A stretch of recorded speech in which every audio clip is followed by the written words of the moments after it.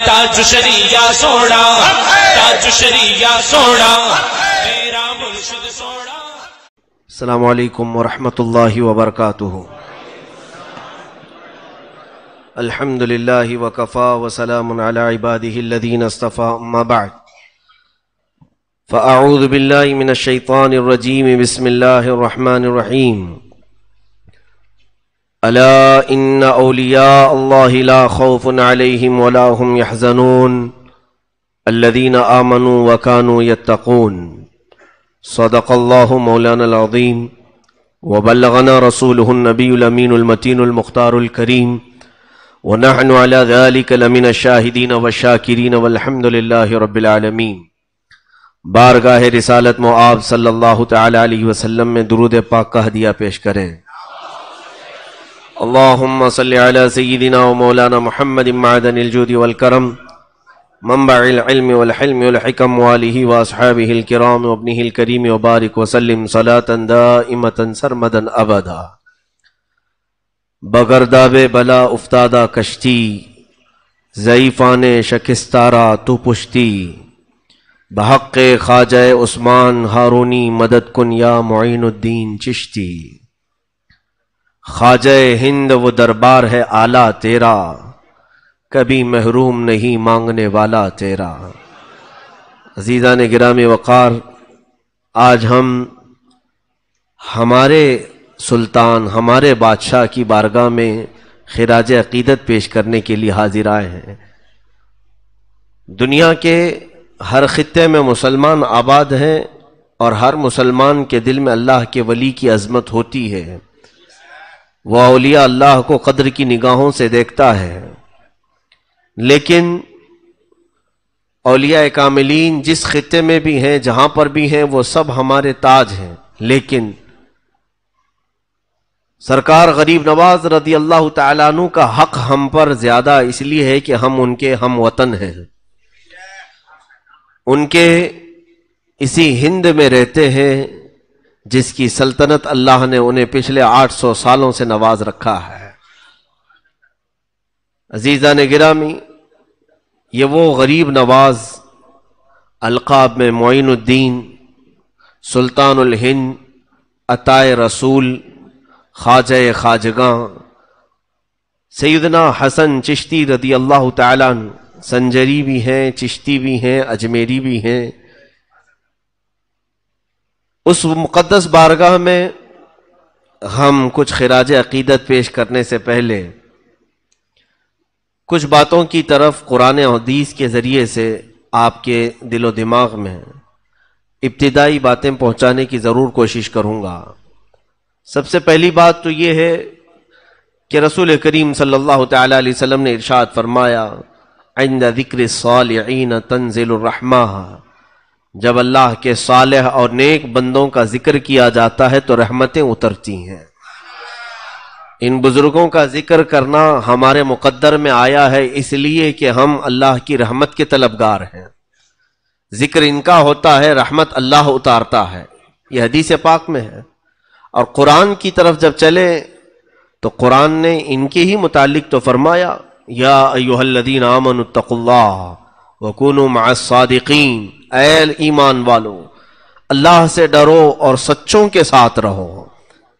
اب سچوں کے ساتھ رہنے کا حکم ہے تو پھر اس اجمیر کے داتا و خواجہ سے سچا ہمارے ہندوستان میں ہے کون ہے؟ اور سچائی کیا ہے انہوں نے ہندوستان کو بتائی ہے۔ یہ دو چیزیں اپنے ذہن و دماغ میں رکھیں کہ ہم جب کبھی کسی ولی کی یاد منانے کے لیے بیٹھتے ہیں تو یہ بہت سارے لوگوں نے آج افواہ جو پھیلا رکھی ہے، یہ بریلویوں کا طریقہ ہے۔ یہ بریلوی عرس منانے والے، اولیاء کی باتیں کرنے والے ہیں۔ کاش وہ اس بات کو سمجھ جاتے کہ یہ عقیدہ بریلی کا نہیں، قرآن کا ہے اور میرے مصطفیٰ کا ہے۔ قرآن نے کہا اولیاء کا ذکر کرو اور ان کے ساتھ رہو، اور قرآن تو یہ بھی کہتا ہے خبردار، اللہ کے ولیوں کو نہ کوئی خوف ہے نہ انہیں کوئی غم ہے۔ اور حدیث پاک میں میرے آقا صلی اللہ علیہ وسلم فرماتے ہیں، جب جب ذکر کرو گے اللہ کی رحمتیں اتریں گی، اور رہی بات دشمنی کی تو سوچنا بھی مت. من عادى لي وليا فقد آذنته بالحرب.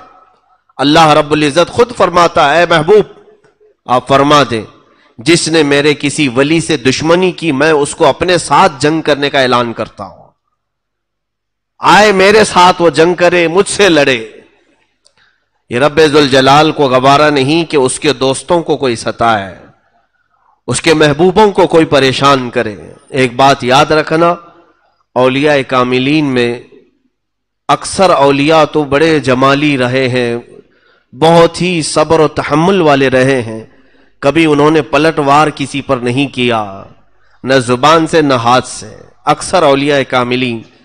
لیکن ان کے کسی کو ہلاکت کی دعا نہ کرنے سے کوئی یہ نہ سمجھ لے کہ وہ انہیں ستا کر بچ جائے گا، بلکہ رب ذوالجلال کبھی ایسوں کو خالص چھوڑتا نہیں، بلکہ وہ انتقام حقیقی اس انداز سے لیتا ہے کہ قیامت تک آنے والوں کے لیے وہ شخص عبرت بن جاتا ہے.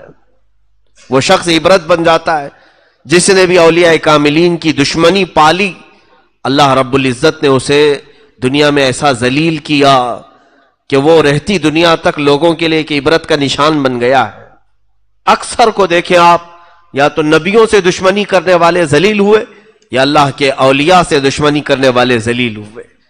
فرعون اللہ رب العزت کی بارگاہ میں جو سرکشی کرنے لگا تھا فقط ایک نبی کے ضد میں، نبی کی مخالفت میں، موسیٰ علیہ السلام سے اسے حسد اور دشمنی پیدا ہوئی. تو یہ اچھوں کی دشمنی جانتے ہیں آپ کہاں تک لے جاتی ہے؟ اس کے عقیدے کی طرف لے جاتی ہے.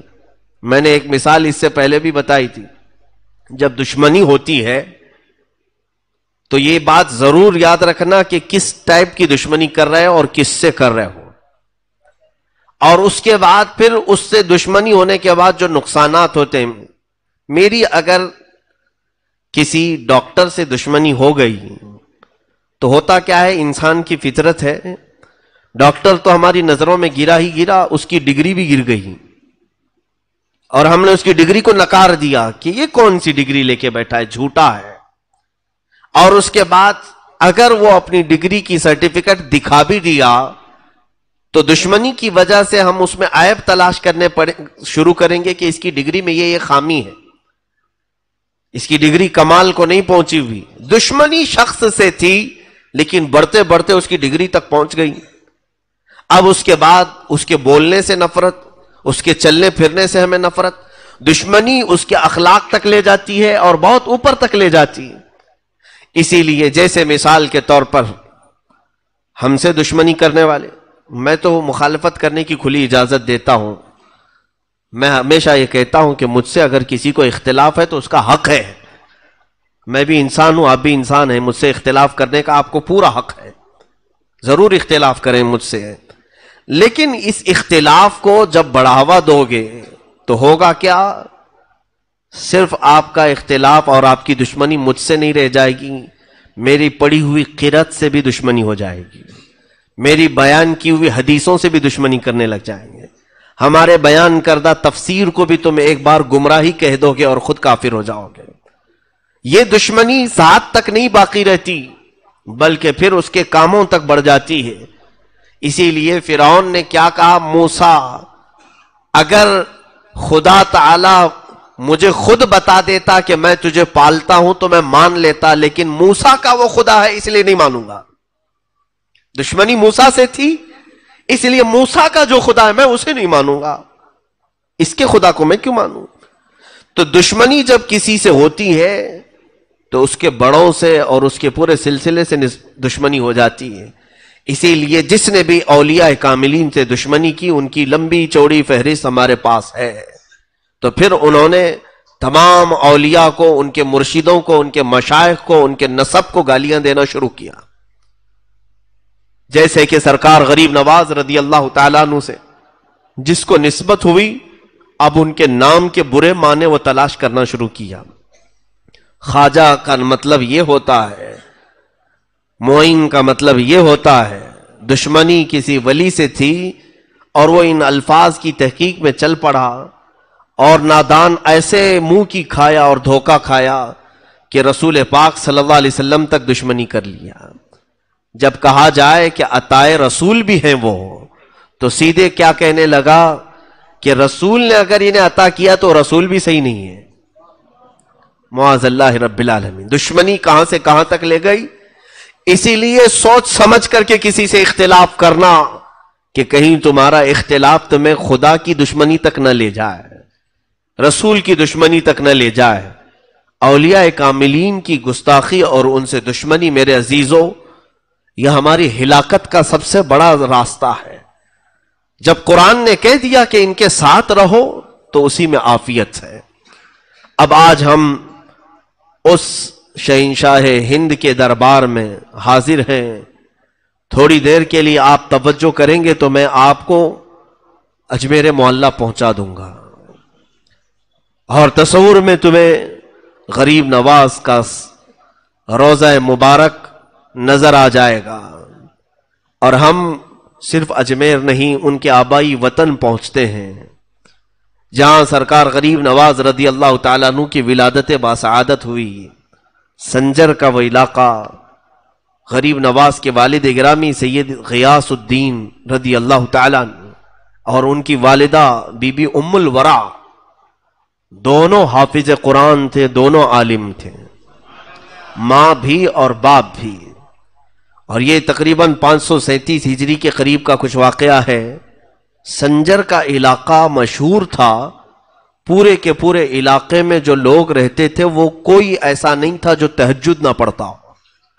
پورے گاؤں میں، اس سنجر میں جہاں پر غریب نواز کی پیدائش ہوئی، پورا علاقہ تہجد گزار تھا. تہجد میں کسی کی قضا نہیں ہوتی تھی، اس میں وہ لوگ کمپٹیشن کرتے تھے، سبقت لے جاتے تھے. ایک رات ایسی آئی، 13 رجب المرجب تاریخ یہ بتائی گئی ہے، 13 رجب کی تاریخ تھی، اور آسمان پر آدھی رات میں ہی سفیدی ظاہر ہو گئی. اور اتنی سفیدی سی آئی کہ لوگوں کو گمان ہونے لگا کہ صبح صادق ہو چکی. صبح کی سفیدی جیسے نمودار ہوتی ہے، آدھی رات میں ہی سفیدی ظاہر ہوئی. تو جس کی آنکھ کھلی وہ بے ساختہ دوڑتا ہوا باہر آیا کہ ہائے میری تہجد قضا ہو گئی. سوئے ہوئے تھوڑی سی آنکھ کیا لگی کہ آنکھ کھلی تو دیکھا روشنی ہے، اور جب صبح کی روشنی آ گئی تو تہجد کا وقت ختم ہوا. سنجر کے علاقے میں یہ خبر پھیلی، اور جتنے متہجد تھے، جتنے تہجد گزار تھے، سبوں کو ظاہر سی بات ہے وہ بزرگوں کا تال میل بہت اچھا تھا کہ ایک عبادت کرتا تو دوسرے کو اٹھا بھی دیتا تھا، دوسرے کو تعاون بھی کرتا تھا.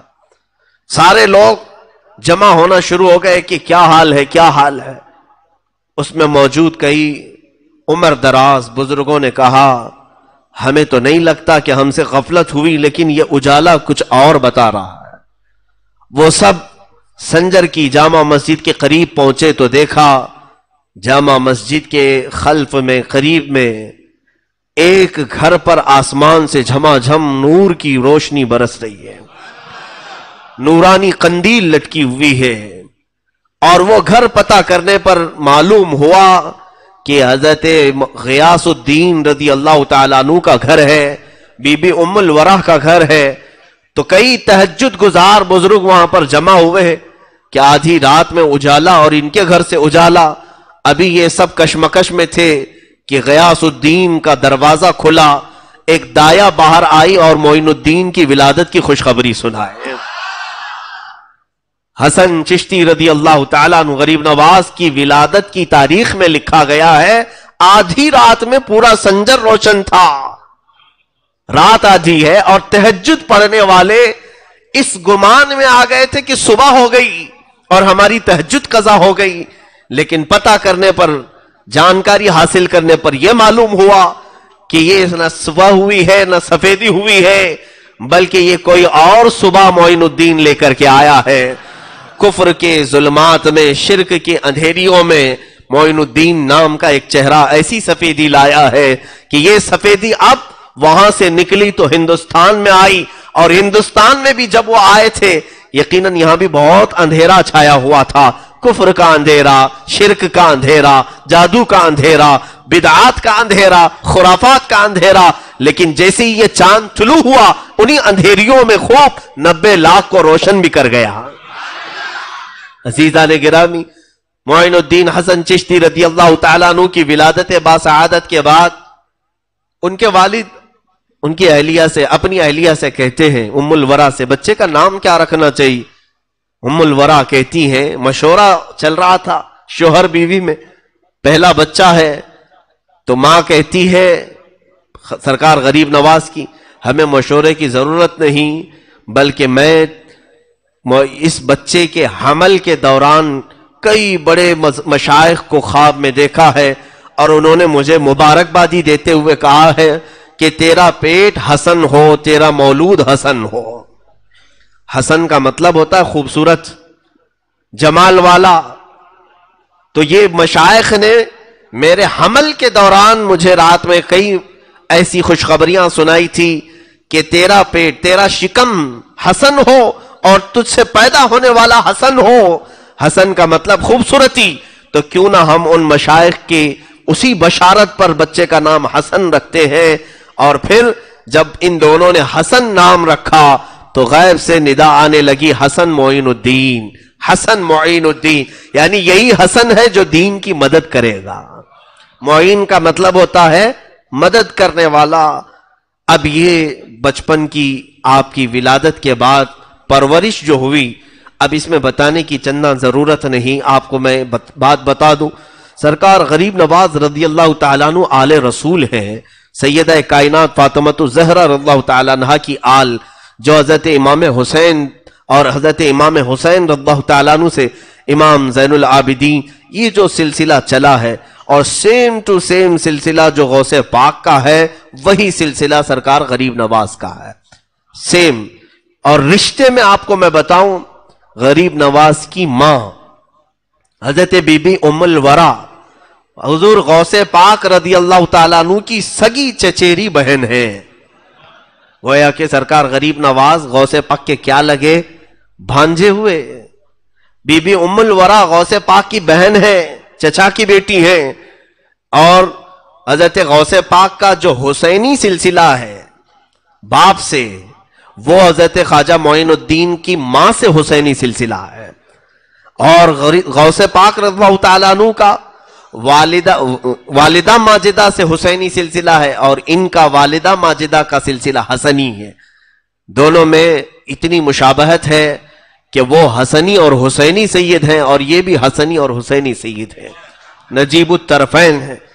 अब एक और रिवायत यह है कि सरकार दो आलम सल्लल्लाहु तआला अलैहि वसल्लम से लेकर गरीब नवाज रज़ियल्लाहु तआला अन्हु तक जितने भी आपके आबा व अजदाद आए, आपके वालिद, आपके दादा, आपके परदादा, लेकर के हुजूर सल्लल्लाहु अलैहि वसल्लम तक, इनके दादाओं में जितने भी थे सब के सब आलिम बाअमल और मुत्तकी परहेजगार अल्लाह के वली गुजरे। उसमें से एक भी कोई आम आदमी नहीं है, हर एक अपने वक्त का कुतुब है। जाहिर सी बात है, हुजूर पाक सल्लल्लाहु तआला अलैहि वसल्लम की वो अमानत जिस घर में कुतुबों के जरिए से, अकताब के जरिए से आई हो, तो फिर उसकी तरबियत किस शान से हो रही होगी। आप बचपन में ही हाफिज कुरान बने। सरकार गरीब नवाज रज़ियल्लाहु तआला अन्हु का सबसे पसंदीदा मशगला कुरान की तिलावत। कहीं पर बैठे कुरान पढ़ते थे, घर में बैठे कुरान, बाहर बैठे कुरान। उनके वालिद जब आपकी उम्र मुबारक 14 साल की थी, फरमाते हैं मोइनुद्दीन को कहीं पर भी किसी काम पर लगाया जाए, वो कुरान की तिलावत में रहता और काम खुद ब खुद होते रहते थे। ऐसा कई मर्तबा हुआ। अब गरीब नवाज रज़ियल्लाहु तआला अन्हु के वालिद माजिद, जब इनकी उम्र 14 साल के करीब थी, विसाल पाक है, और सिर्फ अभी 1.5 साल नहीं हुआ था कि वालिदा माजिदा भी वफात पा गई।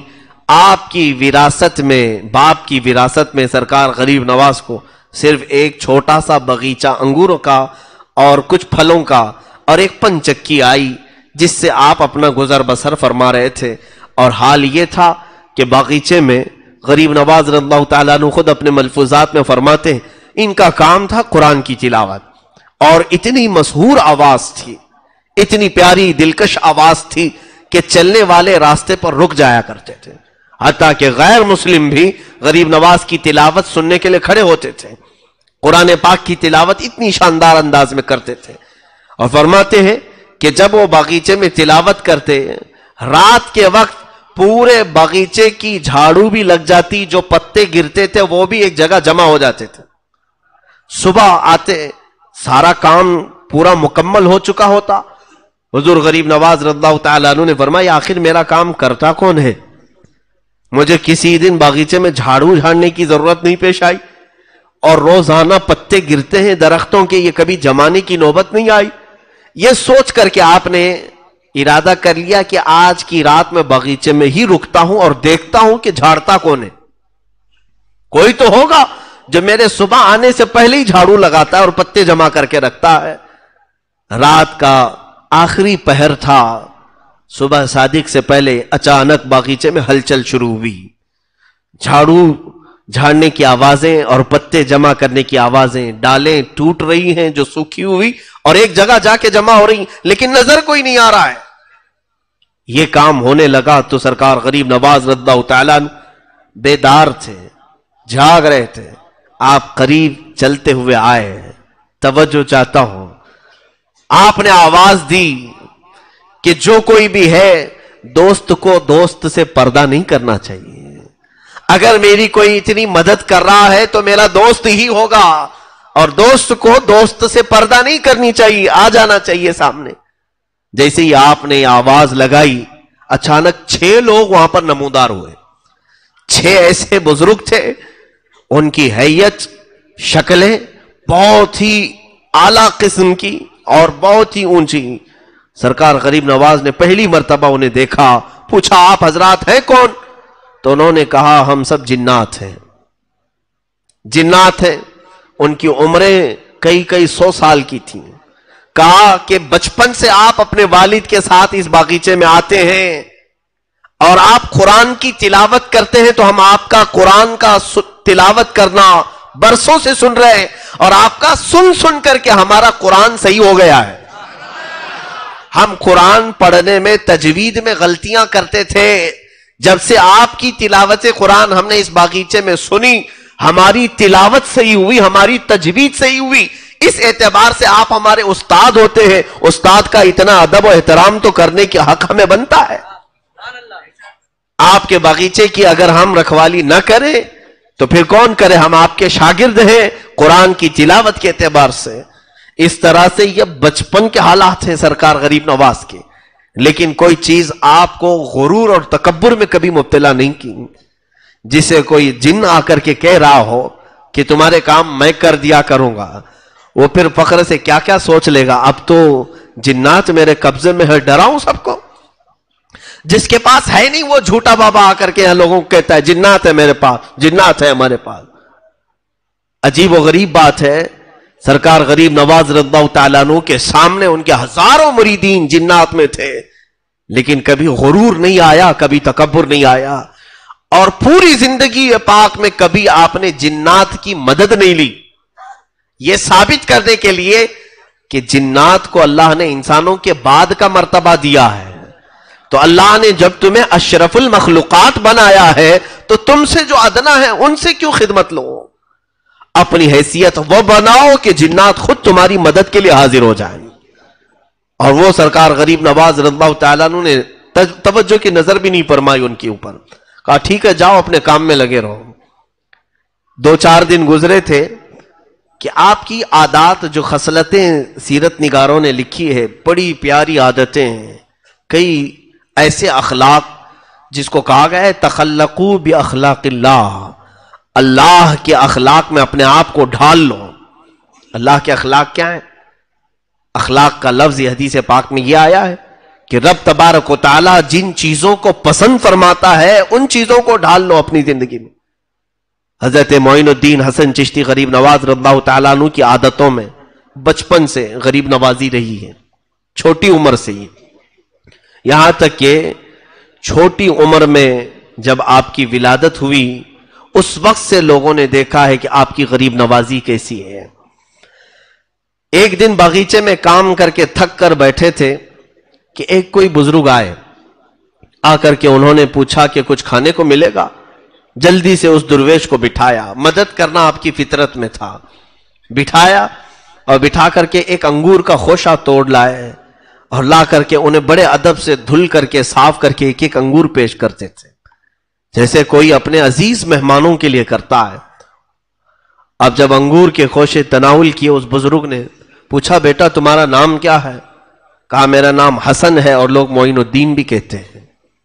وہ بزرگ چونک گئے اور اس کے بعد انگور کے خوشے کھاتے کھاتے وہ رک گئے.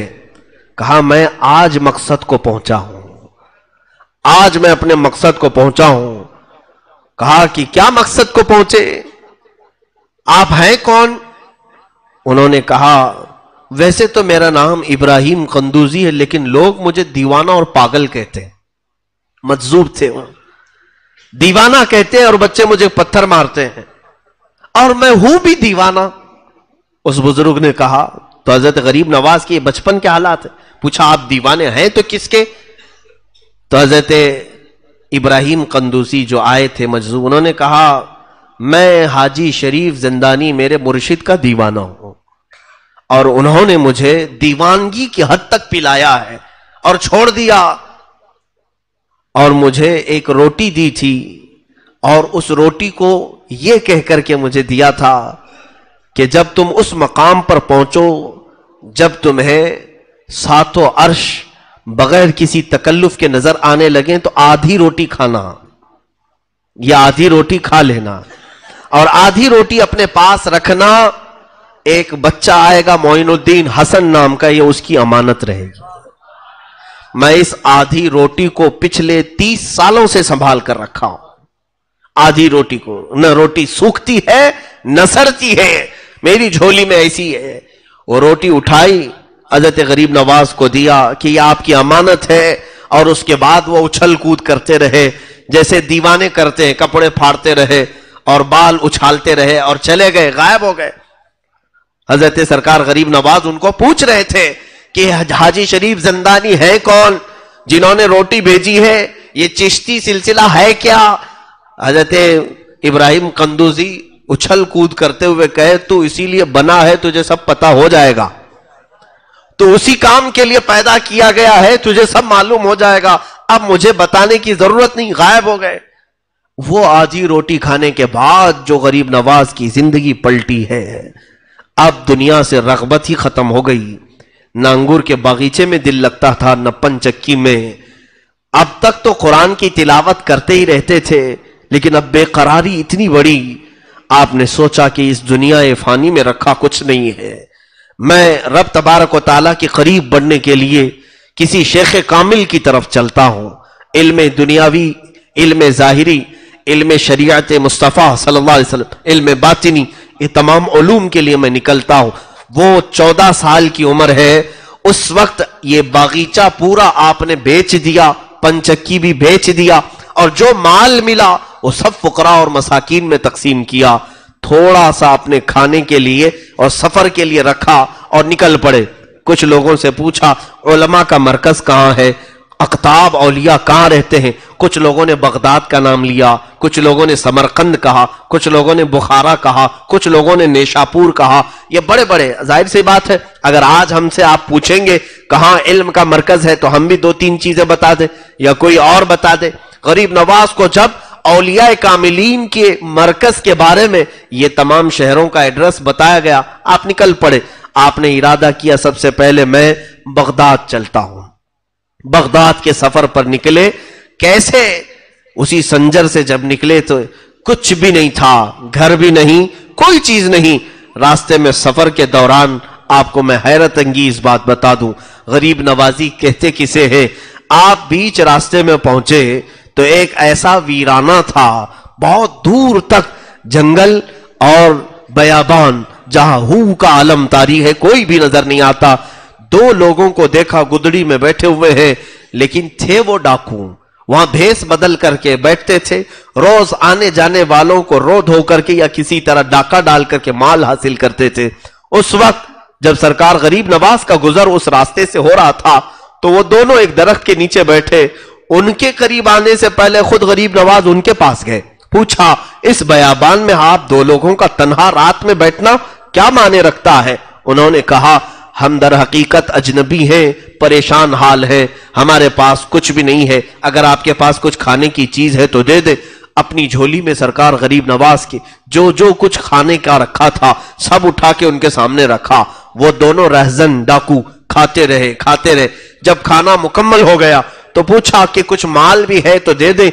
गरीब नवाज अपनी पूंजी में से जो था निकाल करके सबसे पहले ये कहते हैं, माफ करना, मेरे पास जितना है मैं दे रहा हूं, शायद आपकी जरूरत पूरी इससे ना हो तो मेरे बारे में बुरा गुमान मत करना कि आपकी जरूरत मैंने पूरी नहीं की। ये कह करके माल पूरा दिया, पूरा दे करके ये कह रहे हैं अगर तुम्हारी जरूरत पूरी ना हुई तो मुझे बुरा मत समझना, मेरी जितनी ताकत थी मैंने दे दिया। झोली पूरी झटक दी उनके सामने। वो दोनों रहजन डाकुओं ने ये पूरा माल लिया और पूछा आप कहां जा रहे हैं? गरीब नवाज ने फरमाया बगदाद का सफर है, वहां से नेशापुर है। गरीब नवाज की ये बात सुनकर वो दोनों कहने लगे, ए अजनबी मुसाफिर, तुम्हें मालूम है बगदाद यहां से कितना लंबा सफर है? कहा हाँ मालूम है, 1 महीने की मसाफत है, 1 महीने का सफर है पैदल, और उसके आगे नेशापुर उतना ही आगे है। गरीब नवाज से उन दोनों ने कहा 1 महीने का सफर है, आपकी झोली में न खाना बाकी रहा न माल बाकी रहा, आप कैसे आगे का सफर तय करेंगे? गरीब नवाज ने पलट करके कहा इस बयाबान और वीराने में तुम जैसों को मौला मुझसे माल पहुंचा सकता है तो मेरे सफर में भी वही इंतजाम करेगा। तुम यहां भी बयाबान में और वीराने में बैठे हो, देखो आसपास किसका घर है? कुछ नहीं है, लेकिन तुझे रब ने खिलाया कि नहीं खिलाया? उन्होंने कहा यकीनन मौला ने ही खिलाया है। कहा जो तुम्हें मुझसे खिला सकता है मुझे किसी और से खिला सकता है? उसके बाद वो दोनों की आंखों से ऐसे आंसू जारी हुए, दोनों ने तौबा की, कदम पकड़ लिया और कहा माफ करें, हम ना अजनबी हैं ना मुसाफिर हैं, हमने धोखा दिया है आपको, हम डाकू हैं, माल लूटते हैं जो भी यहां से गुजरता है, कभी उससे मीठी चपड़ी बातें करके और कभी जोर जबरदस्ती। सरकार गरीब नवाज ने फरमाया बस तुम्हारे दिल में अब रब की मोहब्बत आ गई है, तौबा करो और जाओ, ये जो माल मैंने दिया इसी से अपनी जिंदगी पूरी बिता लो। उन दोनों ने कहा नहीं हुजूर, आप जा रहे सफर में, ये माल रख ले। गरीब नवाज ने फरमाया अल्लाह रब्बुल इज्जत की रब्बुल आलमीन की ये शान है, जब वो बंदों को देता है तो वापस नहीं लेता, तो बंदा बंदे को देकर वापस मांगे ये मौला को पसंद नहीं है, मेरे रब को अच्छा नहीं लगेगा। इसलिए हिबा जो होता है वो बख्शिश है और बख्शिश दोबारा मांगी नहीं जाती, आप रख लो इसे। गरीब नवाज ने वापस 1 पैसा भी नहीं लिया, सफर में चल पड़े। बीच रास्ता, रात का आधा पहर गुजरा भी नहीं था कि एक खातून उस रास्ते पर अचानक वारिद हुई और कहने लगी ए मोइनुद्दीन हसन, आप मुसाफिर हैं इल्म दीन के, आप मुसाफिर हैं राह खुदा के, क्या ही अच्छा हो कि आप मेरे घर में आज एक दिन मेहमान नवाजी को कबूल कर ले। गरीब नवाज ने उस बूढ़ी औरत के घर मेहमान नवाजी को कबूल किया, खाना खाए, रात गुजारी, सुबह उठ करके चले। वो दोनों जो रहजन हैं वो गरीब नवाज के मुरीद भी हैं, खलीफा भी है। वो कहते हैं हमने गरीब नवाज को रात एक बूढ़ी औरत के यहां कयाम करते देखा, सुबह जब वो वापस वहां से चल पड़े, हमने थोड़ी दूर गरीब नवाज को रुखसत किया, वापस आकर के देखा तो ना बूढ़ी है ना घर है, कोई मकान नहीं। उस वक्त यकीन हुआ, सच फरमाया था मोइनुद्दीन हसन ने, जो बयाबानों में जंगलों में हमें खिला सकता है वो मोइनुद्दीन को तन्हा कैसे छोड़ सकता है। सरकार गरीब नवाज रब्बाहु तआला अन्हु का ये आला तवक्कुल, कुछ ना होकर सफर पर चलना। मेरे अजीजों, ये बोलना आसान है, करना बहुत भारी है, बहुत मुश्किल काम है। ये सफर के दौरान सब चीजें छोड़ करके निकलो तो पता चलेगा कि सफर किसे कहते हैं। हम तो सारे इंतजामात के साथ सफर करते हैं, सारे इंतजामात के साथ, हमारे कपड़े लत्ते जरूरत की चीजें। एक आध सफर हमारी जिंदगी में ऐसा आया है, मुझे तजुर्बा है, मैं अपनी तारीफ के लिए नहीं कह रहा हूं, उस वक्त पता चल गया कि सफर कहते किसे हैं, सफर कहते किसे। सारे कपड़े भी जा चुके थे, सारा महल भी जा चुका था और हम भी इल्म दीन के रास्ते पर थे। इत्तेफाक की बात है, मैं यहां से निकला था, यह सिर्फ मैं तवक्कुल के लिए अर्ज कर रहा हूं, सिर्फ जिंदगी में ऐसी बात आई थी। मेरा ارادہ جب ہوا تحقیق فی الفقہ، فقہ کی تعلیم حاصل کرنے کے لیے بریلی معلیٰ ہمارے مرشد گرامی کی بارگاہ میں جانے کے لیے، میں دبئی سے تراویح پڑھا کر کے آیا تھا، اور اس وقت ابھی ہماری تعلیم کا سلسلہ جاری بھی تھا، میں بھی تعلیم کمپلیٹ ختم نہیں کیا تھا، جاری بھی تھا، لیکن بیچ میں جو رمضان آتا تو تراویح پڑھاتے، اور اچھے عمدہ کپڑے وہ ایک پہلے سے چلا ہے، سارے کپڑے جمع کر کے ایک بڑے سوٹ کیس میں رکھے، اور پھر میری لکھی ہوئی کچھ کتابیں بھی تھیں جو میں نے عربی سے اردو میں ٹرانسلیٹ کیا تھا، اور کافی اچھی خاصی رقم بھی تھی، اور یہ سب چیزیں لے کر کے جب میں پہنچا تھا تو رات کا وقت تھا، اسٹیشن پر مجھے یاد ہے 4 بجے کے قریب ٹرین پہنچی تھی۔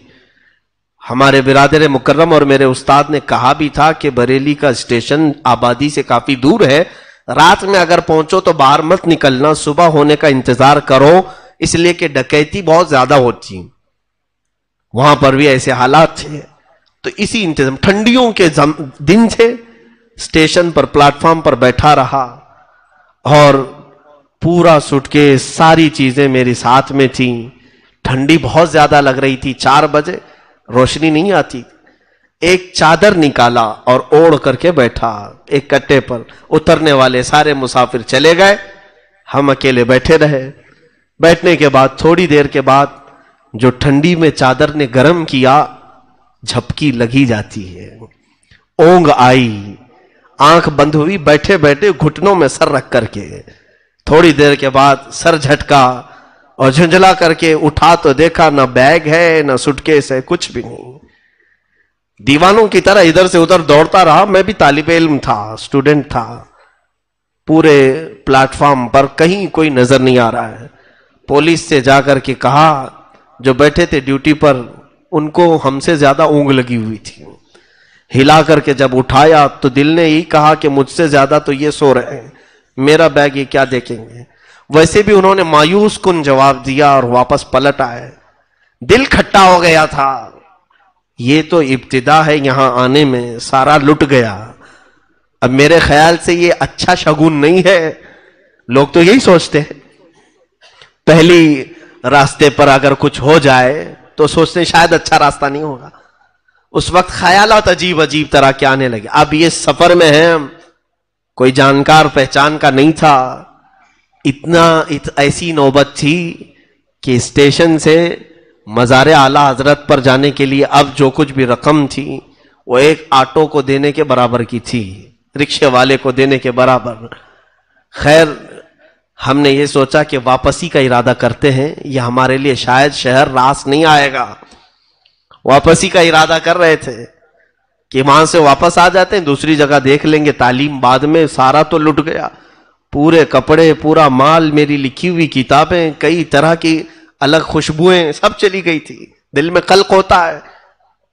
واپسی کا ارادہ کیا تو اسی وقت دل میں یہ خیال آیا، اتنی دور اتنے مقدس شہر میں آئے ہیں تو اعلیٰ حضرت کی بارگاہ میں زیارت تو کم سے کم کر لوں، فاتحہ پڑھ لوں اور اس کے بعد واپس چلا جاؤں۔ اب پڑھنا نہیں تھا، زیارت کے لیے صبح کی گھڑی تھی، اذان ہو چکی اور غالباً نماز ہوئی تھی۔ میں فجر کی نماز مسجد میں پڑھا اور مزار پاک پہ حاضری کے لیے گیا تو ایک قاری صاحب خوش الہان اچھی آواز کے وہاں گنگنا رہے تھے۔ اکثر ایسا ہوتا ہے مزار اعلیٰ حضرت پر اعلیٰ حضرت کی نعتیں پڑھی جاتی رہتی صبح شام۔ میں جس وقت حاضری کے لیے گیا تھا قاری صاحب نعت پڑھ رہے تھے، سونا جنگل رات اندھیری چھائی بدلی کالی ہے، سونے والوں جاگتے رہیو چوروں کی رکھوالی ہے، سونا پاس ہے سونا بن ہے سونا زہر ہے، اٹھ پیارے تو کہتا ہے میٹھی نیند ہے تیری متھی نرالی ہے۔ اور یہ سب اشعار وہ پڑھتے جا رہے ہیں، میں فاتحہ بھول گیا اور سننے لگا، اور ایسا لگ رہا تھا کہ یہ نعت کہیں میرے لیے تو نہیں لکھی تھی انہوں نے۔ ساری چیزیں زندگی سے ایک ایک، کبھی آپ بھی سوچتے ہیں نا حضرت نے آج ہمارے لیے بیان کیا ہے۔ جب حالات سے کوئی چیز بات میچ ہوتی ہے تو ہر کوئی یہی خیال کرتا ہے کہ کیا کسی نے جا کر کے کہا تو نہیں ان کو آج میرے ہی گھر کا سب بتا رہے تھے۔ ہماری زندگی میں بھی ایسی چیز آئی۔ تو جب وہ نعت ختم ہوئی تو دل میں اطمینان ہوا کہ جو کچھ ہوتا ہے اللہ کی مرضی سے ہوتا ہے. دل میں ایک ڈھارس بندھی. اور اس کے بعد جو حالات ہیں وہ مجھے زیادہ ڈسکس کرنے کی ضرورت نہیں. اتنی سی بات ہے، میرا ٹیسٹ تھا، امتحان تھا، میلے کپڑے سفر کے، انہی کپڑوں میں جا کر امتحان کے لیے بیٹھا اور کسی سے کہنے کی کوئی جرت بھی نہیں تھی، ہمت بھی نہیں تھی. دوسرے دن جب رزلٹ آیا تو سب سے پہلا نام میرا تھا. تو اب سوچا کہ اب یہ سب سے پہلا نام. کئی مدارس کے طلبہ وہاں پر ٹیسٹ کے لیے آئے تھے. ہر دارالعلوم کے لوگ ٹیسٹ کے لیے آتے ہیں. کئی 100 میں سے ان کو صرف 5 لوگوں کو چننا تھا، 7 لوگوں کو چننا تھا. نام جب آیا اسی وقت مجھے بلائے ہمارے ایک استاذ گرامی، کہا کہ میلے کپڑے یہ ساری چیزیں، مجھے ایسا لگتا ہے کہ تمہارے سفر میں تمہارے ساتھ کچھ دھوکا ہوا ہے. میں نے کہا نہیں. انہوں نے خود پکڑ کر کے مجھے شہر لایا اور شہر لے جا کر کے انہوں نے کپڑے دلائے، پورا سارا سامان دلا کر خود لے کر کے آئے. استاد ان کو خود اپنی فکر ہوتی ہے، اپنے گھر بار چھوڑ کر وہ بھی پڑھانے کے لیے آئے ہوتے ہیں، لیکن انہوں نے اپنے ذاتی رقم سے یہ ساری چیزیں کی. لیکن وہ جو چند دنوں کا عرصہ گزرا اس وقت پتا چلا کہ سفر کہتے کسے. سفر اس لیے کہ حدیث پاک میں السفر کالسقر، سفر جہنم کے راستوں میں سے ایک راستہ ہے. تکلیف اس میں ہوگی، لیکن ابھی ہم بہت ساری انتظامات، بہت سارے اسباب کے ساتھ چلتے ہیں تو احساس نہیں ہوتا. اے سی میں چلتے ہیں اور بہت شارٹ سفر ہو گیا ہے تو پتہ نہیں چل پاتا، ورنہ سفر تو سفر ہے، اور وہ بھی جب مال کچھ بھی نہ ہو.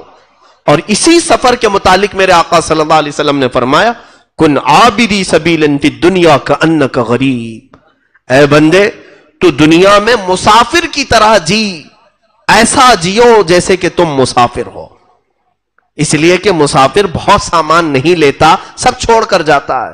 اور سرکار غریب نواز رضی اللہ تعالیٰ عنہ نے اس حدیث پر عمل کر کے دکھایا. عمل کر کے ایسے دکھایا کہ سب کچھ چھوڑا اور پوری زندگی سفر کی حالت میں رہے. پوری زندگی مسافر جیسا رہتا ہے ویسی رہے. جو آپ نے سارا سامان بیچ دیا تھا، رقم بیچی، پھر ان کے راستے میں کون کھلاتا ہے کسی کو کوئی فکر کرنے کی ضرورت نہیں ہوتی. آپ اس طرح سے بغداد مقدس جب پہنچے تو سرکار غوث پاک سے آپ کی ملاقات بھی ہوئی. اور روایات میں ہے کہ تقریباً 57 دن تک سرکار غریب نواز غوث پاک کے ساتھ ایک ہی حجرے میں بیٹھے رہے، ایک ہی حجرے میں. اور غوث پاک رضی اللہ تعالیٰ عنہ نے باہر نکل کر کے اپنے مریدین سے کہا اے لوگوں اسے جانتے ہو، یہ جس علاقے سے آیا ہے وہاں سب علاقے کا یہ مقتدا ہوگا.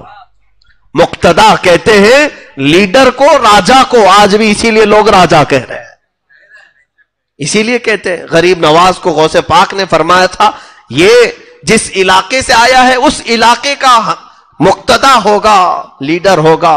اور ایسا مقتدا انہیں بنایا گیا ہے کہ زمانے گزرتے گئے لیکن وہ مقتدائی اور وہ لیڈرشپ کبھی ختم نہیں ہوتی، وہ سلطنت اور حکومت ختم نہیں ہوتی. سرکار غریب نواز رضی اللہ تعالیٰ عنہ وہاں سے نکل کر پھر نیشاپور پہنچے. وہاں پر کچھ لوگ آئے اور ان سے بزرگوں کے بارے میں بات چیت کر رہے تھے. تو ایک بزرگ کا نام انہوں نے لیا کہ یہاں پر ایک بزرگ ہے حاجی شریف زندانی. جیسے ہی نام سنا اچھل پڑے، یہ کہاں رہتے ہیں؟ کہا بس نیشاپور سے 8 میل دور ہے. لیکن ان سے ملنے سے پہلے آپ حضرت خواجہ عثمان ہارونی سے ملے. کہا وہ کہاں رہتے ہیں؟ کہا وہ مدینہ طیبہ میں رہتے ہیں. اس لیے کہ خواجہ شریف زندانی اب کسی کو ملتے نہیں، وہ اندر ہو چکے ہیں. زندانی کہتے ہیں قیدی کو. قیدی کو حاجی شریف رحمت اللہ تعالی علیہ پوری زندگی اپنے آپ کو قید خانے میں رکھ دیا تھا. قید خانہ جیسا ہوتا ہے، ان کو زندانی کہتے ہیں. قیدی کی طرح رہے، اس لیے کہ میرے آقا نے حدیث میں فرمایا دنیا سجن للمؤمنین و جنت للکافرین. دنیا مومن کے لیے قید خانہ ہے. تو یہ اولیاء ایک ایک حدیث کو لیتے تھے اور اس پر عمل کر کے دکھاتے تھے، قیدی بن کر کے رہے. سرکار غریب نواز رضی اللہ تعالیٰ عنہ وہاں سے مدینہ طیبہ پہنچے. مدینہ طیبہ میں خواجہ عثمان ہارونی کا بول بالا تھا. اس وقت وہ بڑے شیخوں میں گنے جاتے تھے. ایک مقام پر آپ درس دے رہے تھے خواجہ عثمان ہارونی. حضرت خواجہ غریب نواز رضی اللہ تعالیٰ عنہ اس حجرے میں داخل ہوئے اور کونے میں بیٹھ گئے. وہاں بڑے بڑے مشائخ بیٹھے ہوئے تھے جو ان کی تربیت میں تھے. خواجہ عثمان ہارونی آنکھ بند کر کے وہ بیان کرتے تھے، وہ توحید پر بیان کر رہے تھے. اچانک آنکھ کھولی اور کہا گلستان توحید کا کوئی چمکتا ہوا ستارہ مجھے میری محفل میں دکھ رہا ہے، توحید کا کوئی علمبردار میری محفل میں مجھے نظر آ رہا ہے. آنکھ کھولی اور محفل سے اٹھے اور اس کونے پر جا کر غریب نواز کا ہاتھ پکڑ کر اٹھایا اور کہا مرحبا مرحبا، آؤ ہماری گدی پر بیٹھو. اجنبی تھے غریب نواز، انہیں پکڑ کر کے لائے. یہی تو ہم کہتے ہیں کہ اولیاء کاملین صرف ظاہر کو نہیں دلوں تک کو دیکھتے ہیں، ان کی نگاہیں اندر تک کو دیکھتی ہیں. حضرت خواجہ غریب نواز کو لایا اور اپنی گدی پر جب بٹھانا چاہے تو آپ کا جسم کانپنے لگا. حضرت خواجہ عثمان ہارونی نے کہا کہ تم میں نے جو بیان کیا ہے اس ادھورے بیان کو مکمل کرو. توحید پر بیان کر رہے تھے. حضرت خواجہ غریب نواز ان کے سامنے ہی کھڑے ہوئے اور باقی توحید پر جب بیان کرنے لگے. اللہ اکبر. روایت میں ہے کہ جتنے اس مجمع میں بیٹھے تھے مشائخ، سب کے سب وجد میں رب العالمین کی بارگاہ میں مہ ہو کر اپنے کپڑے پھاڑنے لگے ہیں حضرت خواجہ غریب نواز کے بیان پر. تب آپ نے حضرت خواجہ عثمان ہارونی رضی اللہ تعالیٰ عنہ نے کہا کہ اب میری زندگی کا اختتام آ چکا ہے، جس کا انتظار مجھے تھا وہ پہنچ چکا ہے، جس کی امانت میں پاس تھی وہ سپرد کرنے کا وقت قریب آ چکا ہے. اب حضرت خواجہ غریب نواز رضی اللہ تعالیٰ عنہ کو اپنی گدی کے قریب بلاتے ہیں اور پوچھتے ہیں بیٹا معین الدین آسمان کی طرف دیکھو کیا دکھتا ہے؟ کہا آسمان دکھ رہا ہے. زمین کی طرف؟ کہا زمین دکھ رہی ہے. کہا جاؤ اور 1000 بار درود پڑھو، 1000 بار استغفار، 1000 بار قل ہو اللہ. یہ پڑھایا اور کچھ وظیفے پڑھائے، یا قاضی الحاجات، یا شافع یا دافع البلیات، یا کافی المہمات. پڑھانے کے بعد غریب نواز کو پھر بلایا. اب اپنی انگلیاں خواجہ عثمان ہارونی نے غریب نواز کی پیشانی پر رکھا اور پوچھا اوپر دیکھو کیا دکھتا ہے؟ کہا غریب نواز نے یا خواجہ عثمان ہارونی مجھے عرش خدا تک دکھ رہا ہے. پہلا، دوسرا، تیسرا، چوتھا، پانچواں، چھٹا، ساتواں آسمان اور سدرۃ المنتہا عرش خدا نظر آ رہا ہے. زمین پر دیکھو کیا دکھتا ہے؟ کہا زمین کے 7 طبق اور تحت الثری تک مجھے نظر آتا ہے، جو زمین کا سب سے نچلا حصہ ہے. تو اس پیر کامل نے مرید کامل کو صرف 2 انگلیوں کے درمیان سے پوری منازل طے کرا دیا. اور اس کے بعد ایک 4 تر کی ٹوپی ہوتی تھی سلسلہ چشتیہ میں. اب تو سلسلہ چشتیہ کے وہ بزرگ ہیں کہاں؟ ہوں گے، یقیناً ہوں گے، لیکن آپ مجاوروں کو سلسلہ چشتیہ کے بزرگ مت سمجھ لینا. مجاور الگ چیز ہے، بزرگ الگ چیز ہے. مجاور کہتے ہیں آس پاس رہنے والے کو، یعنی جو بھی آس پاس رہتے ہیں. ابھی جیسے آپ سب میرے مجاور ہیں، میں آپ کا مجاور ہوں، یعنی قریب رہنے والے کو کہتے ہیں. بعد میں یہ نہیں کہنا کہ مفتی صاحب نے پورے پاک سائٹ والوں کو اپنا مجاور بنایا ہے. مجاور پڑوسی کو کہتے ہیں، پڑوسی. تو بہرحال غریب نواز رضی اللہ تعالیٰ عنہ کا سلسلہ چشتیہ جو ہے اس میں ایک 4 تر کی ٹوپی دی جاتی ہے. 4 تر کی ٹوپی کیا ہے؟ وہ حضرت خواجہ عثمان ہارونی رضی اللہ تعالیٰ عنہ نے وصیت کر کے دی ہے. ترک کا مطلب چھوڑ دینا، ترک کرنا، چھوڑ دینا. سب سے پہلی چیز ترک معاصی، ہر طرح کے شبہ اور حرام چیز کو بھی ترک کر دینا، ایک ترک. دوسرا ترک ہے دنیا کی ضرورت کی چیزیں بھی ترک کر دینا سوائے زندگی گزارنے کے. یعنی یوں سمجھ لیں کہ بہت سارا گھر بنانا، گاڑی بنگلے، یہ ساری چیزیں، یہ ترک، دوسرا ترک. تیسرا ترک آخرت کی زندگی کو بھی ترک کرنا اس میں لکھا گیا. حالانکہ سب جگہ مقصود ہے کیا؟ آخرت. لیکن سلسلہ چشتیہ میں فرمایا گیا آخرت کا ترک، یعنی تمہیں روز محشر کا وہ خوف نہ ستائے، سورج کے قریب ہونے کا ڈر، جہنم کے ہولناک ہونے کا ڈر، زمین کے پیتل اور تانبے کا ہونے کا ڈر، یہ سب ڈر نکلے. آخرت کو اگر یاد کرے تو صرف اپنے خدا کے لیے، صرف میرے رب العالمین کے لیے، باقی سب چیزیں ترک. 3 ترک، اور چوتھا ترک ہے خواہشات نفس. فرماتے ہیں جو چیز تمہارا نفس پسند کرے اسے ترک کرنا. وہ کہتے ہیں جب 4 یہ ترک کوئی کر دے تو اسے سلسلے چشتیہ کی 4 ترکی ٹوپی پہنائی جاتی تھی. وہ حضرت خواجہ غریب نواز کو ان کے مرشد نے پہنائی. اب یہاں کسی کو بھی پکڑ کے پہنا دیتے ہیں جو سارے خواہشات کا بادشاہ ہے. شیطانوں کو بھی پہناتے ہیں معاذ اللہ رب العالمین. کوئی نیتا جائے، لیڈر جائے، اسے بھی غریب نواز کی وہ چھوٹی سی چادر کو لپیٹ دیتے ہیں. 4 تر کی ٹوپی تو اب ملے گی بھی نہیں. اس ٹوپی کا کمال بہت ہی عجیب ہے کہ مشائخ نے لکھا ہے کہ وہ 4 تر کی ٹوپی پہننے والا سلسلے چشتیہ میں قبرستانوں کے پاس سے گزرتا تھا تو قبروں والے اٹھ کر بیٹھ جائیں اور قبروں کے حالات وہ دیکھ لیتا جس کو یہ ٹوپی پہنائی گئی. 4 تر کی ٹوپی، اس لیے کہ جب اس نے دنیا کو سب ترک کیا تب یہ ٹوپی اسے دستیاب ہو. یہ خرقہ خلافت ہے. بہرحال حضرت خواجہ غریب نواز رضی اللہ تعالیٰ عنہ مدینہ طیبہ میں اپنے شیخ، اپنے مرشد کی بارگاہ میں 2.5 سال تک رہے. آپ کے مرشد گرامی جب وفات پا چکے تو اس کے بعد حضور اکرم صلی اللہ تعالیٰ علیہ وسلم کے دربار سے اتنا لگاؤ تھا کہ روزانہ غریب نواز میرے آقا صلی اللہ تعالیٰ علیہ وسلم کے حاضری فرماتے اور دیدار فرماتے تھے. روز دیدار کرتے. وہ کیوں نہ دیدار کرے، ان کے وہ دادا بھی ہیں، ان کے وہ نانا بھی ہیں. سرکار دو عالم صلی اللہ تعالیٰ علیہ وسلم کی اس عطا پر وہ خوش تھے. مدینے میں اچانک ایک دن حضور اکرم صلی اللہ تعالیٰ علیہ وسلم کی زیارت میں مشغول تھے. رسول کریم صلی اللہ تعالیٰ علیہ وسلم کا حکم آیا، معین الدین تمہیں مدینہ چھوڑنا ہوگا. بے اختیار رونے لگے، زارو قطار رونے لگے. کہا یا رسول اللہ مجھ سے خطا ہو گئی، مجھ سے کوئی گناہ ہو گیا. کہا نہ، خطا نہیں، بلکہ میری خوشبو تمہیں ہند تک پہنچانا ہوگا. حضور صلی اللہ تعالیٰ علیہ وسلم نے جب سرکار غریب نواز کو ان کے خواب میں یہ بشارت دی تو ہندوستان سرکار غریب نواز اس وقت آئے بھی نہیں تھے. سنجر کا علاقہ ہندوستان میں نہیں آتا ہے، یہ ابھی ایران کے کچھ علاقوں میں یہ حصہ آتا ہے.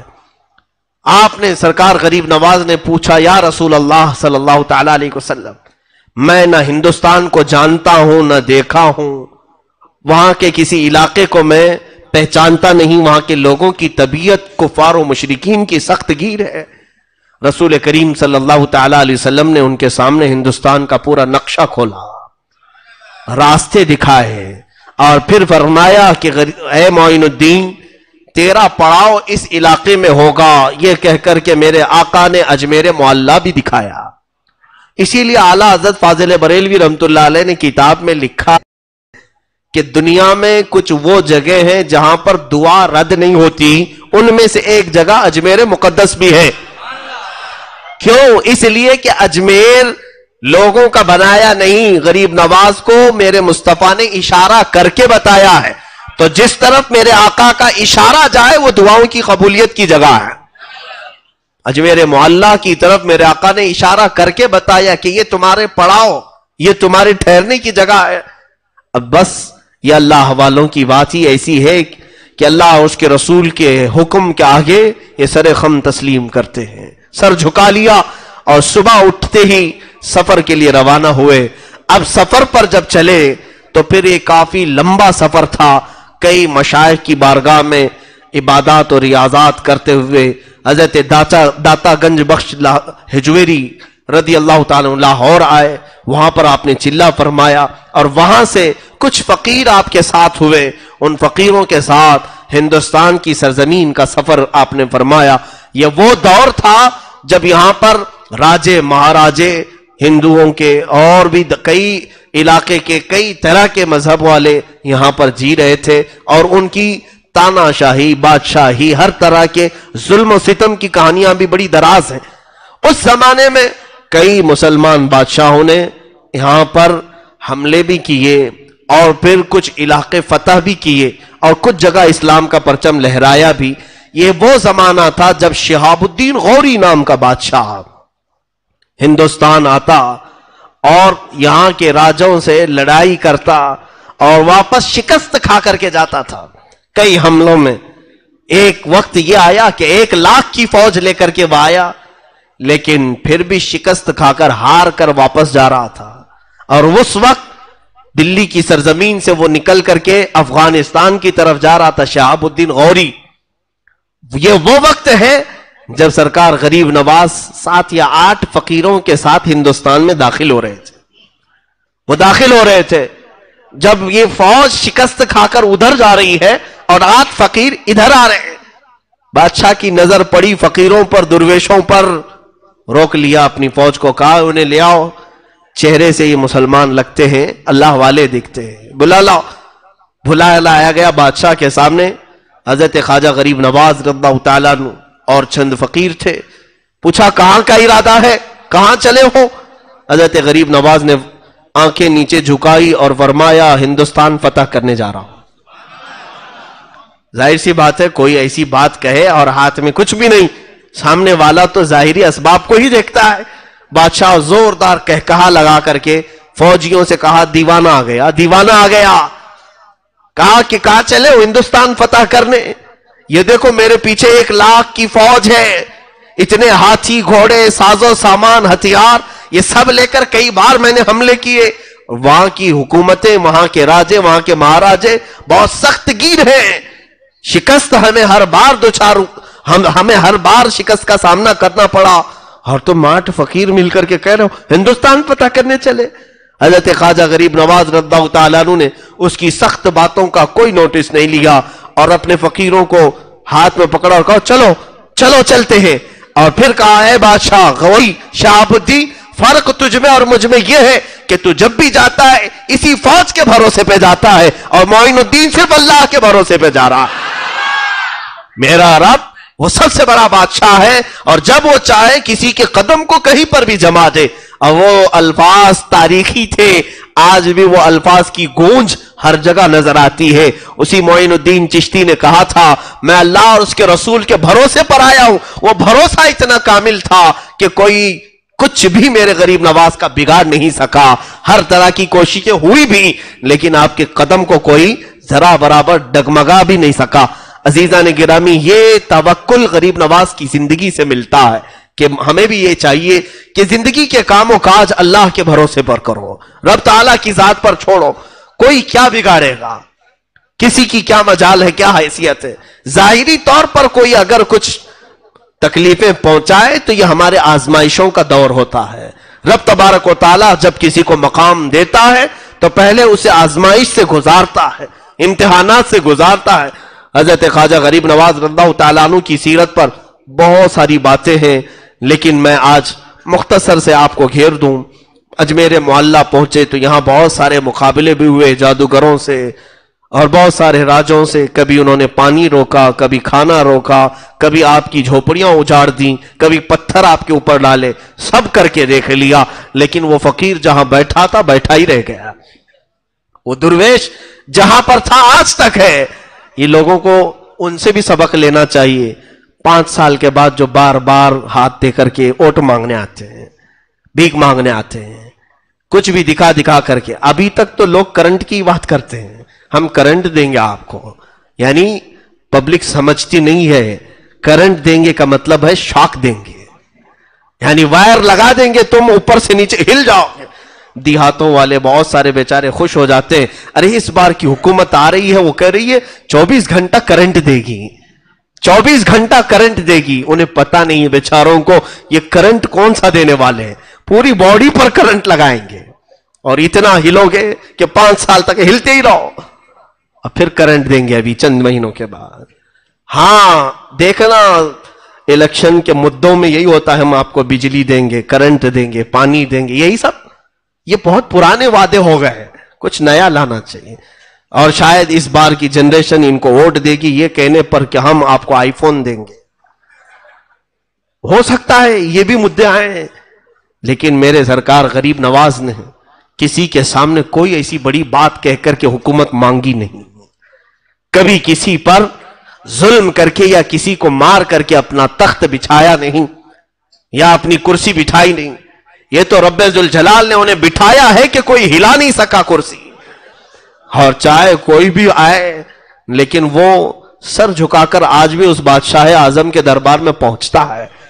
انگریزوں میں جب یہاں 200 سال تک تھے، ایک بڑا مشہور رائٹر ہے، انگریز تاریخ لکھتا ہے، وہ واپس انگلینڈ جا کر کے ایک کتاب لکھا ہے اور کہا ہے ہندوستان میں بہت عجیب و غریب چیزیں میں نے دیکھا ہے، تاج محل ہے، فلاں محل ہے، اور بھی بہت ساری چیزیں، لیکن ایک بہت انہونی بات مجھے نظر آئی۔ اس تاریخ میں وہ لکھتا ہے کہ راجستھان کا علاقہ اور اجمیر ایک شہر ہے، وہاں پر ایک قبر بنی ہے اور وہ سب پر حکومت کر رہی ہے۔ اس انگریز نے لکھا ہے کہ ہم نے زندوں کو حکومت کرتے ہوئے دیکھا ہے، لیکن ہندوستان میں ایک قبر حکومت کر رہی ہے۔ اس کی نظر میں قبر ہے، لیکن ہماری نظر میں وہی جنت الفردوس ہے۔ یقیناً وہ اعلیٰ مقام پر پہنچے ہوئے ہیں جنت الفردوس میں۔ عزیزان گرامی، سرکار غریب نواز رضی اللہ تعالیٰ عنہ کی حکومت جو دلوں پر قائم ہے، ہم میں سے کون انہیں دیکھا ہے؟ ہمارے باپ داداؤں میں سے کون انہیں دیکھا ہے؟ لیکن نام آتے ہی کیسے محبت سے ہم جھوم جاتے ہیں، کیسے ادب ہمارے اندر آتا ہے۔ اس بات کو یاد رکھنا کہ محبتیں دلوں میں ڈالنا انسانوں کا کام نہیں، یہ رب العالمین کا کام ہے۔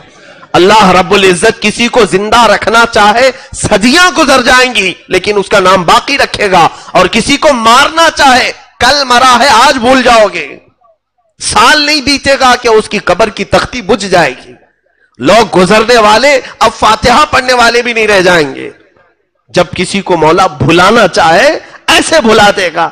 کیا ہندوستان کی تاریخ میں ایسے بڑے بڑے بادشاہ نہیں آئے؟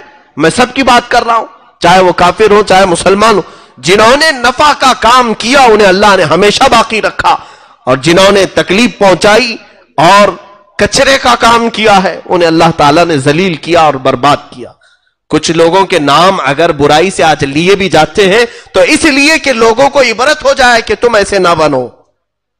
عزیزان گرامی وقار، سرکار غریب نواز رضی اللہ تعالیٰ عنہ کی شان کریمانہ اور ایسی کہ بابا فرید الدین گنج شکر فرماتے ہیں میں نے تقریباً 20 سال غریب نواز کو دیکھا، ایک بار بھی آپ کو غصہ آتے ہوئے نہیں دیکھا، کبھی غصے میں کسی کو بات کرتے نہیں دیکھا۔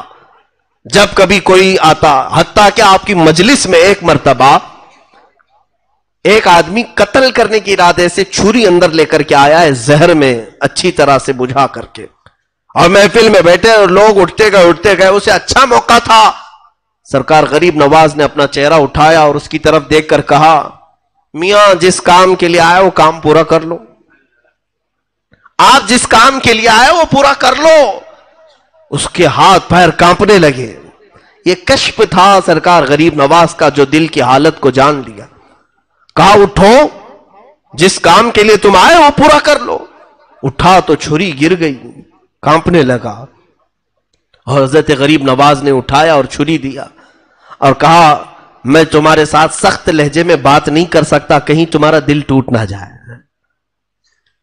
اور یہی وہ محبت کے جملے تھے جو اس کا دل پگھلا گئے، اور ایسا مرید ہوا کہ زندگی بھر غریب نواز کے ساتھ رہا، اور آپ نے اسے حج بھی بھیجا، اور حج کے دوران اس کا انتقال ہوا، مکہ مکرمہ میں اس کے دفن بھی ہوا۔ جس نے قتل کی ارادہ کیا، یعنی سچ بتاؤ کہ غریب نواز کی سیرت سننے کے بعد میرے آقا کی یاد آتی ہے نہیں؟ رسول کریم صلی اللہ علیہ وسلم، بچپن کا حال ہے، بچپن میں چھوٹے سی عمر میں سرکار غریب نواز رضی اللہ تعالیٰ عنہ کے والدین بہت اچھے خوشحال گھرانے میں تھے۔ جب آپ عیدگاہ جا رہے تھے تو ایک بچے کو دیکھا جو پھٹے پرانے کپڑوں میں رو رہا تھا عیدگاہ میں۔ غریب نواز رضی اللہ تعالیٰ عنہ نے اس کا ہاتھ پکڑا اور پھر کیا بات کی، کہا کہ دیکھو آج عید ہے، ایسا کرتے ہیں آدھا آدھا کر لیتے ہیں، آدھے میرے کپڑے تم لے لو، آدھے تمہارے کپڑے مجھے دے دو۔ اپنے آدھے کپڑے اسے دے دیے، جبہ اسے دیا، نیچے کی تہبند یا جو بھی رہی وہ آپ نے عمدہ قسم کی پہنی، اور پھٹا ہوا اس کا کپڑا اپنے زیب تین کر لیا اور اپنا اس کو دیا، اور کہا یوں مت سمجھنا کہ میں سب دے دیا، آدھا تیرا آدھا میرا، دونوں ہم برابر برابر ہیں۔ یہ بچپنے کے حالت میں غریب نواز، اسی لیے غریب نوازی جو ہے آپ کی پیدائشی تھی۔ اور یہاں پر حال یہ تھا، سرکار غریب نواز رضی اللہ تعالیٰ عنہ کے دربار عالی جاہ میں جب کبھی کوئی ضرورت مند آیا تو کبھی آپ نے اسے نہ نہیں کہا۔ آپ کے لنگر خانے میں پکانے والا جو باورچی ہے وہ بھی اللہ کے ولی تھے. وہ کہتے ہیں جب جب لنگر خانے میں مال کی ضرورت ہوتی میں آتا حضور غریب نواز کے پاس پیسہ مانگنے کے لیے. آپ مسلح اٹھاتے اور کہتے کہ جو ضرورت ہو لے لو. کبھی غریب نواز نہ مسلح کے نیچے دیکھتے تھے اور نہ کبھی میرے ہاتھ کی طرف کہ کتنا لیا ہے. میں ان کے مسلح کے نیچے سے جتنا مال ملتا تھا سب لیتا اور ضرورت کے بھر میں لنگر خانے میں چیزیں لاتا. پوری زندگی گزری کبھی نہ لنگر خانے میں مجھے کوئی چیز لانے میں کمی نہیں ہوگی. اور کبھی سرکار غریب نواز نے مجھ سے سوال نہیں کیا, مجھ سے حساب بھی نہیں لیا. وہ عطائیں تھی آپ کی, اس طرح کی عطائیں. جمال تو ایسا, اللہ اکبر, عطا کرنے پر آئیں تو ایسے عطا کریں کہ سرکار غریب نواز رضی اللہ تعالیٰ عنہ کے مزار اقدس کے باہر حضرت علامہ ارشد القادری رحمۃ اللہ علیہ نے واقعہ نقل فرمایا ہے اور بڑا دل کو ہلا دینے والا واقعہ ہے.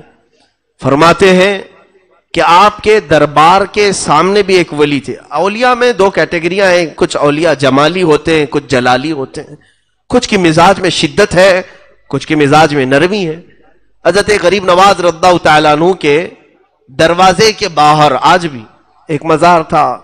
وہ ایک بہت بڑے ولی کامل تھے سلسلے چشتیہ کے. ان کی بھی قبر وہاں پر تھی.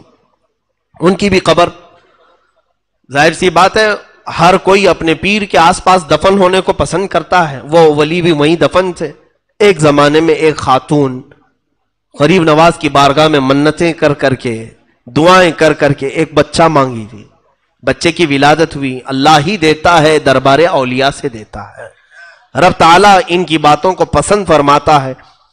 اور وہ عورت اپنے بچے, 1 سال کے بچے کو لے کر کے آئی تھی شکرانے کے لیے اجمیر معلیٰ میں غریب نواز سرکار کے دربار میں. لیکن وہ باہر ہی ابھی بیٹھی تھی. جو ولی کامل غریب نواز کے سلسلے میں تھے, ان کا نام میں ذکر نہیں کر رہا ہوں, وہ باہر جہاں ان کی قبر تھی وہاں وہ عورت بیٹھی تھی. ان کی قبر کے پاس بچے نے پیشاب کر دیا. بچہ بچہ ہوتا ہے. اب جب پیشاب قبر پر بہنے لگا تو اچانک قبر سے ایک ایسا اچھال آیا کہ بچہ ہوا میں اڑا, نیچے گرا اور سر پھٹ گیا. اسی وقت بچے کی آہیں نکلی اور سانس بند ہو گئی. بچے کے دل کی دھڑکنیں بند. وہ عورت بے ساختہ پکارنے لگی. بڑی منتوں کے ساتھ ایک بچہ ملا تھا. بچے نے جو غلطی کی لیکن یہ بچہ یہی مر گیا اجمیر میں. وہ رونے لگی سرکار غریب نواز کے دربار. یہ وفات کے بعد کی بات بتا رہا ہوں. بہت رو کر کے کہنے لگی کہ جب آپ کے ہی دربار سے بھیک مانگ کر میں گئی تھی تو اللہ نے مجھے بیٹا عطا کیا, اور اگر یہ واپس ہی جانا تھا تو پھر یہ بچہ آیا کیوں جو میری آنکھوں کو اتنے دن ٹھنڈک پہنچایا. میں کیسے صبر کروں گی, کیسے برداشت کروں گی. یہ کہتے کہتے وہ تھک ہار کر کے غریب نواز سرکار کی چوکھٹ پر گر گئی. تو اس کے بعد اچانک فقیروں میں آواز آئی, بچہ حرکت کر رہا ہے, بچہ حرکت کر رہا ہے. جب آ کر کے اٹھا کر کے دیکھے تو وہ بچہ زندہ تھا, اس کی سانسیں چل رہی تھی. رونے لگا اور وہ بچے کو سینے سے لگا کر دوسری طرف پانی پلانے کے لیے گئی. ساری بھیڑ اس بچے کو دیکھنے گئی. اچانک اس ولی کی قبر پھٹ گئی جو دروازے کے باہر تھے. قبر پھٹی اور وہاں سے ایک بزرگ نکلے اور کسی کو دکھائی نہ پڑے, اوجھل ہو گئے اور قبر ویسی کی ویسی رہ گئی. اور اس کو بعد میں لوگوں نے ڈھانک دیا. موجود مشائخ اور اولیاء جو تھے ان سے لوگوں نے سوال کیا کہ کیا ماجرا, ہمیں کچھ سمجھ میں نہیں آیا. تو ان بزرگوں نے ڈرتے ڈرتے کہا بات در حقیقت بادشاہ اعظم کی ہے, سلطان اعظم کی ہے.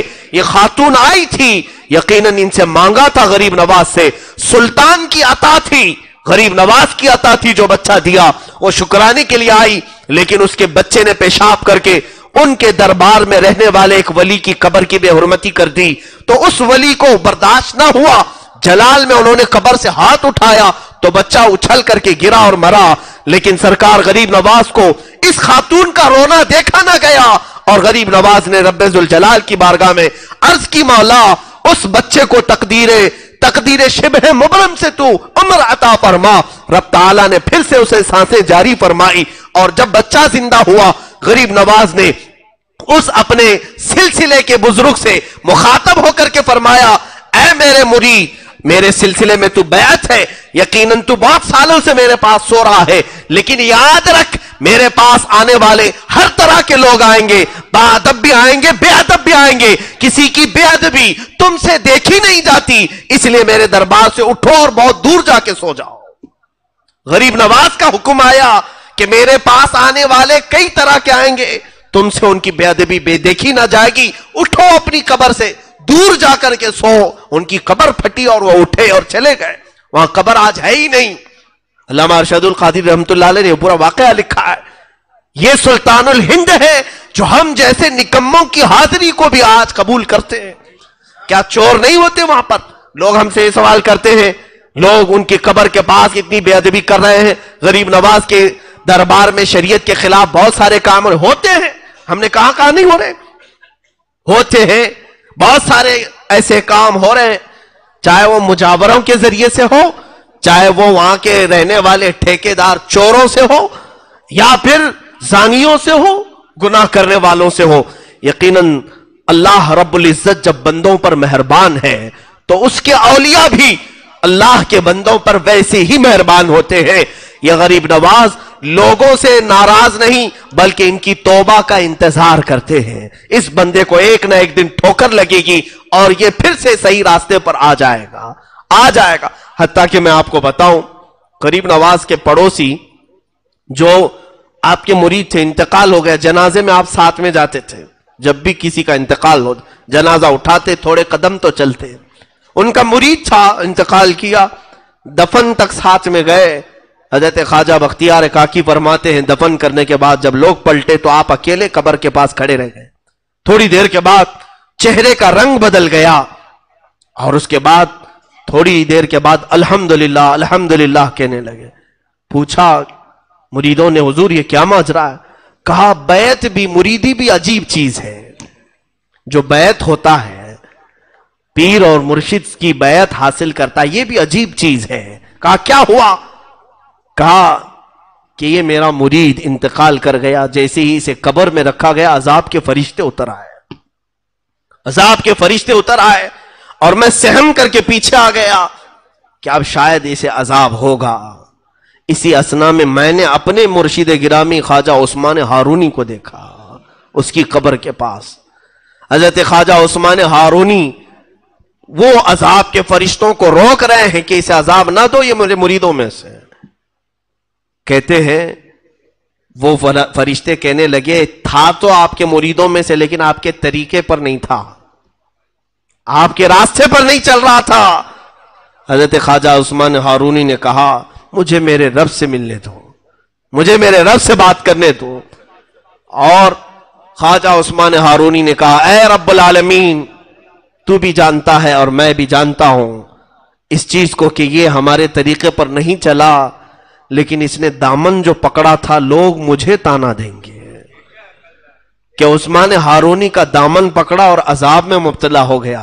ऐ मौला, क्या तेरे दोस्त को दुनिया वाले इस बारे में ताना दें तुझे गवारा है?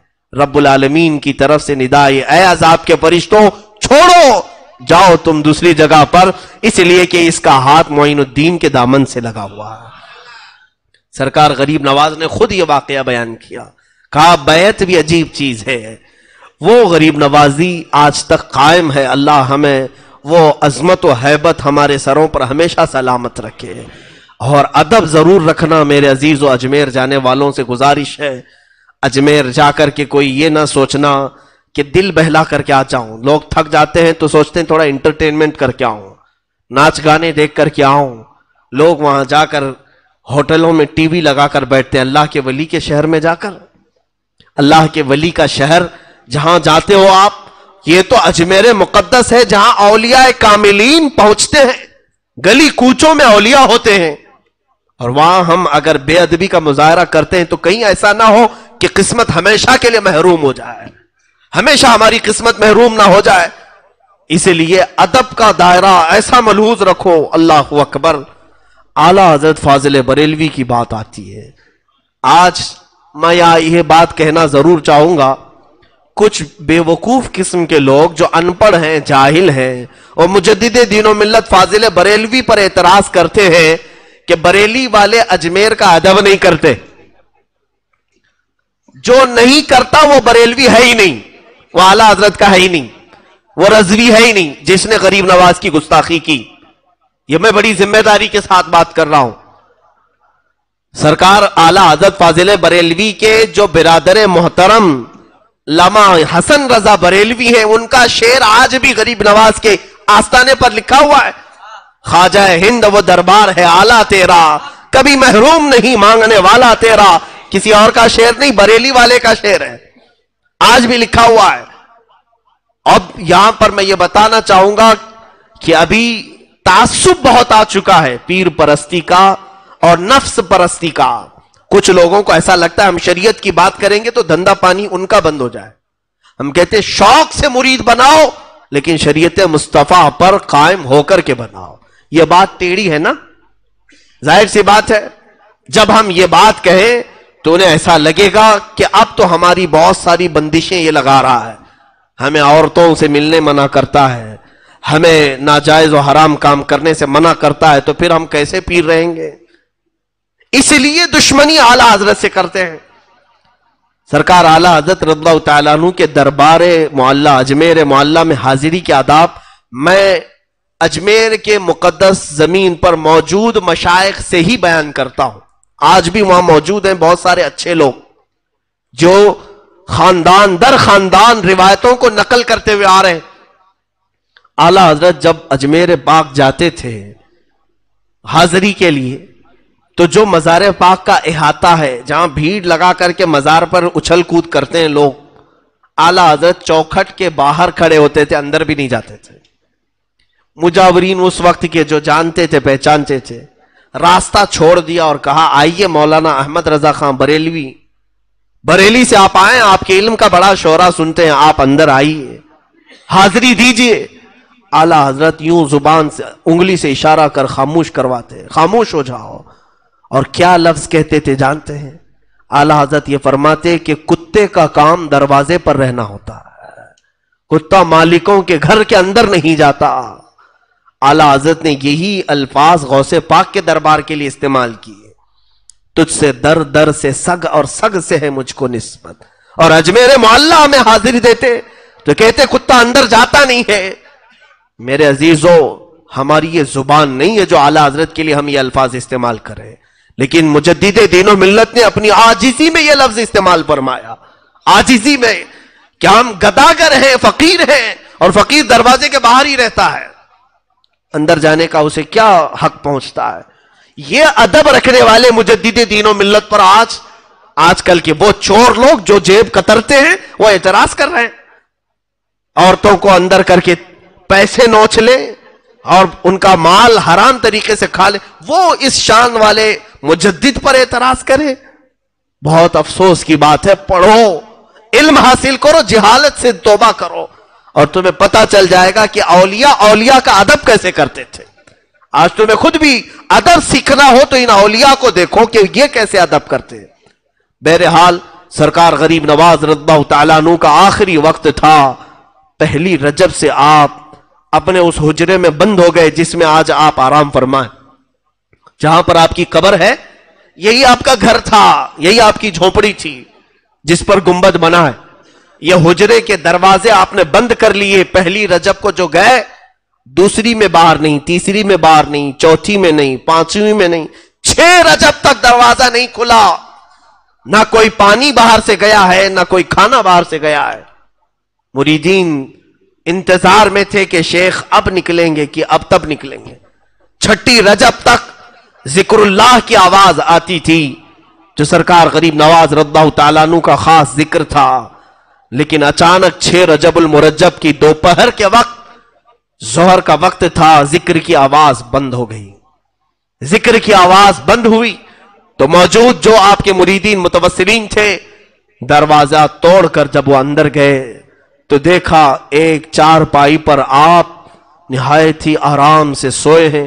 آپ کی پیشانی سے پانی کے قطرے ٹپک رہے ہیں اور جسم ایسا لگتا تھا جیسے کوئی غسل دے کر کے سلایا ہے. बहुत ही नफीस और उम्दा खुशबू उस चारपाई से आ रही है। और जो मौजूद बुजुर्ग हैं वो फरमाते हैं, जैसे ही हमने गरीब नवाज को पेशानी पर बोसा देने का इरादा किया, आपकी पेशानी पर वाज़ेह तरीके से ये लिखा हुआ देखा, हादा हबीबुल्लाह मात फी हुब्बिल्लाह, ये अल्लाह का हबीब है, अल्लाह की मोहब्बत में चला गया। ये जुमला आज भी दरबार गरीब नवाज की चौखट पे लिखा हुआ है। आज जाना तो इस जुमले को देखना कि गरीब नवाज की वफात के वक्त आपकी पेशानी पर यह जुमला लिखा हुआ था। वह अल्लाह वाला अल्लाह की मोहब्बत में दुनिया से गया है और हजारों को नवाज करके गया, अब भी नवाज रहा है। दरबार गरीब नवाज में हमारी ये अकीदत कबूल हो जाए। मौला, हम अजमेर पहुंच ना सके, हम बड़े दूर हैं, मगर हमारी आवाजें अजमेर तक तो पहुंचा दे। उस गरीब नवाज के दरबार तक हम गरीबों की आहें पहुंचा दे, हमारे सवालात वहां तक पहुंचा दे। ऐ रब्बे जुल जलाल, अता तो तू ही करता है, मगर मौला दरवाजे गरीब नवाज से हम तेरी बारगाह में सवाल करते हैं। आज तेरे इस मोइनुद्दीन हसन चिश्ती का यौम विसाल है, उनकी शब शशुम है। मौला, इस शब की बरकत से हम सबके दिलों की अंधेरियों को दूर फरमा दे, हमारे दिलों की कदूरत को दूर फरमा दे, घरों की बेबरकतियों को दूर फरमा दे। अल्लाहुम्मा रब्बना वातिना मा वअदतना अला रुसुलिका वला तुखज़िना यौमल क़ियामह इन्नका ला तुख़लिफ़ुल मिआद।